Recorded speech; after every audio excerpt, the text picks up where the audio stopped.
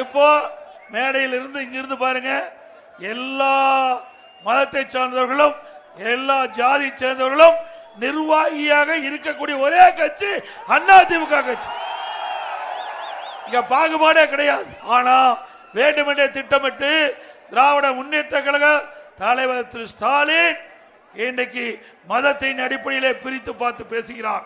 சிந்திச்சு பாருங்க, 1999ஆம் ஆண்டு திமுக பாரதிய ஜனதா கூட்டணி வச்சாங்களா இல்லையா? வச்சாங்கல்ல. அப்ப மத்தியில பாரதிய ஜனதா ஆட்சிக்கு வந்தது இல்ல, சொல்லுங்க. அப்போ பாரதிய ஜனதா ஆட்சியில திமுக அமைச்சரவையில் பங்கு பெற்றாங்கல்ல. அப்போ பாரதிய ஜனதா கட்சி நல்ல கட்சி. பொன்மன செம்மல் புரட்சி தலைவர் எம்ஜிஆர் அவர்கள், மாண்புமிகு புரட்சி தலைவர் அம்மா அவர்கள் கொள்கையின் அடிப்படையிலே ஆட்சி செய்தார்கள், கட்சி நடத்தினார்கள்.